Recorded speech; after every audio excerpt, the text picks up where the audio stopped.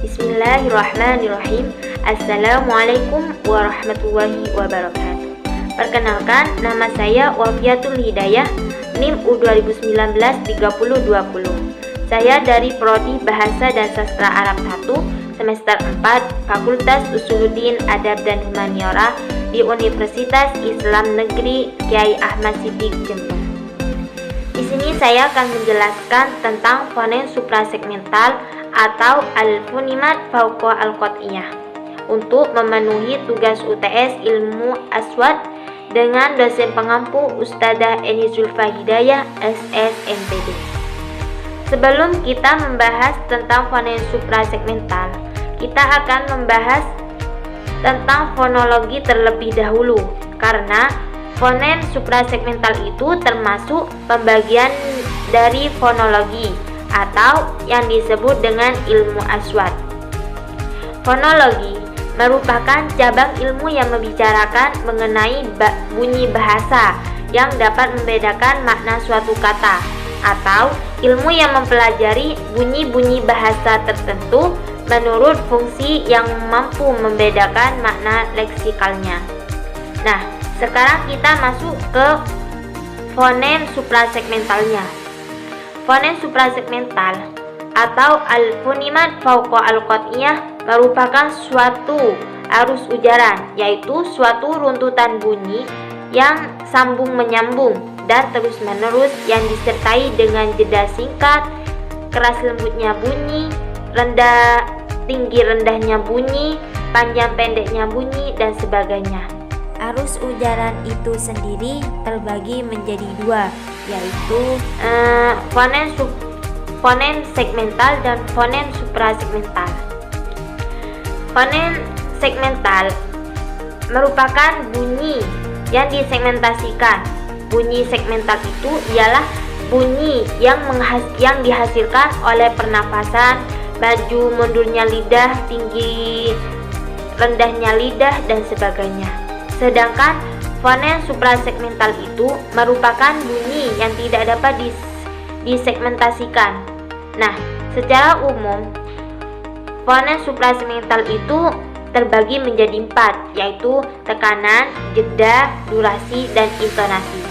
Secara bahasa Arab, fonem suprasegmental itu dibagi menjadi 5, yaitu tekanan, nada, jeda, asimilasi, dan disimilasi. Yang pertama yaitu tekanan. Lemah lembutnya tekanan ditandai oleh gerak-gerak alat ucap yang bertenaga dan menggunakan otot-otot yang lebih tegang dalam menghasilkan bunyi. Dalam tulisan fonetik dikenal beberapa tanda yang menunjukkan tekanan keras, tekanan sekunder, dan tekanan tersier.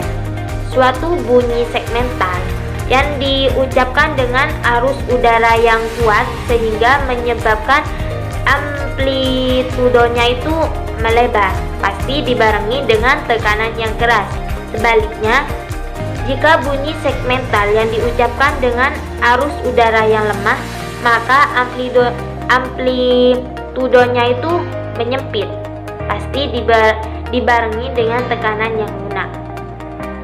Tekanan yang biasanya dipakai dalam bahasa nada itu dibedakan menjadi 5, yaitu pertama, tekanan naik, yaitu nada yang meninggi yang ditandai dengan tanda koma atas.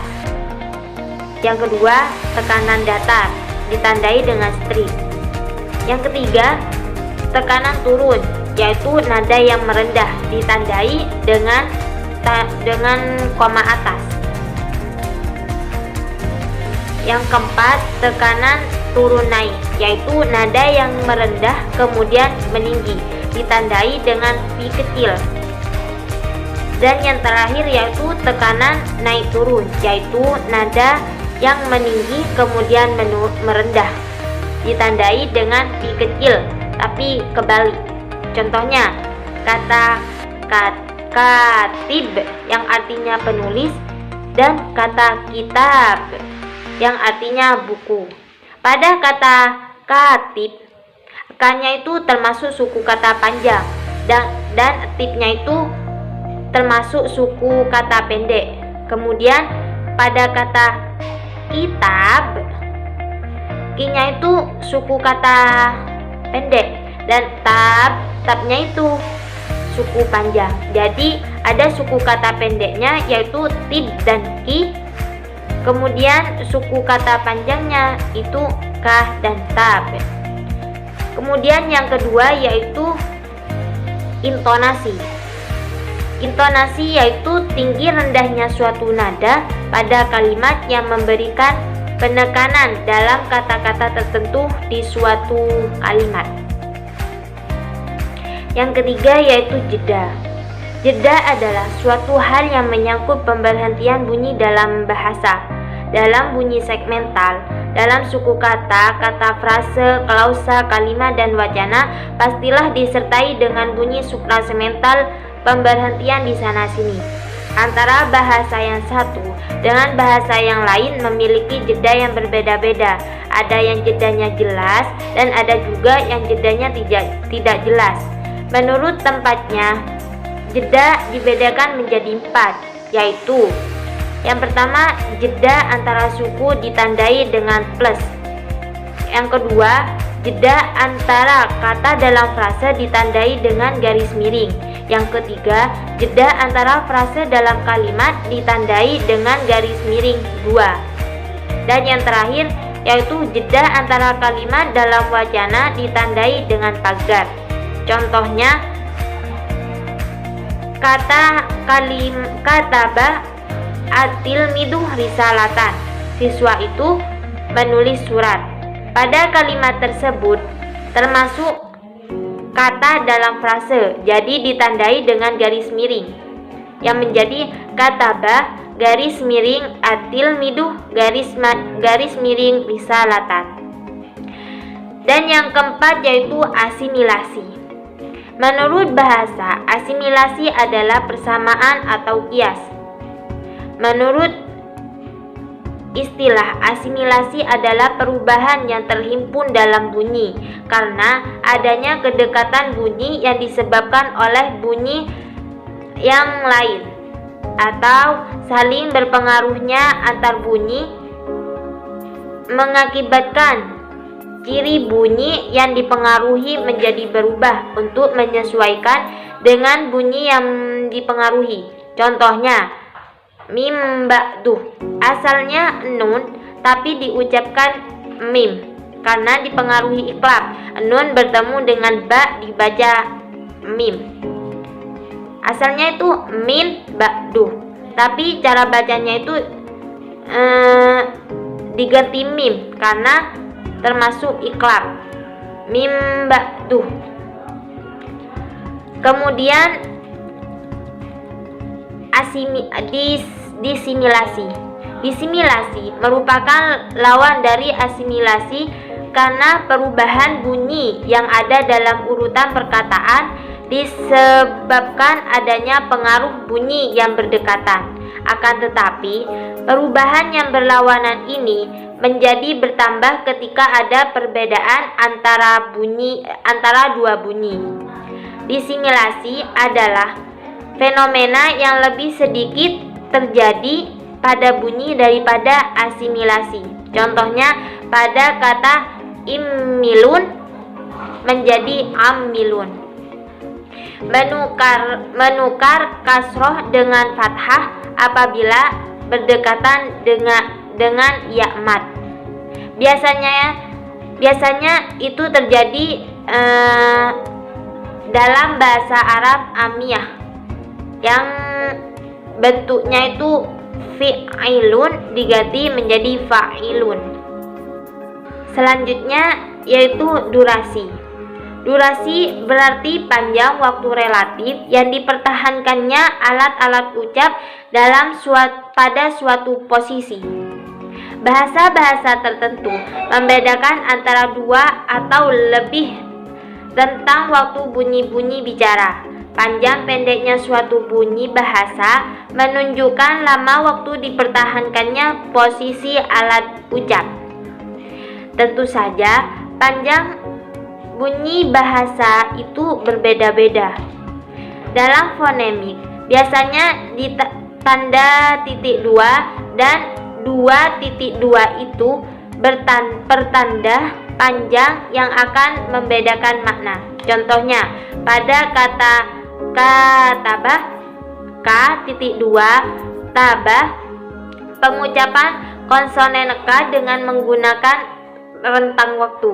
Dan pada kata katabah, konsonan K tanpa menggunakan waktu. Sudah membuat kata tersebut berbeda makna. Yang pertama itu katabah, yang berarti saling berkirim surat, dan yang kedua itu pada kata katabah yang bermakna menulis. Kemudian yang terakhir yaitu nada.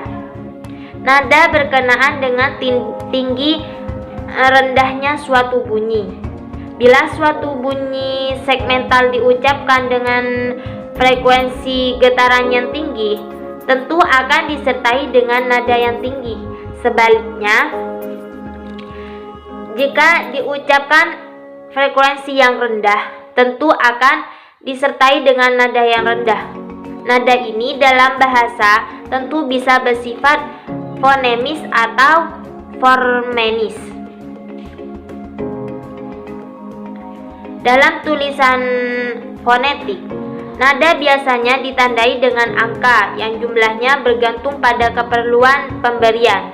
Dalam hal intonasi, variasi nada biasanya dibedakan menjadi 4, yaitu nada rendah ditandai dengan angka 1, tanda sedang ditandai dengan angka 2, nada tinggi ditandai dengan angka 3, dan yang terakhir nada sangat tinggi ditandai dengan angka 4. Contohnya, zahaba al-waladu ila suki. Anak itu pergi ke pasar.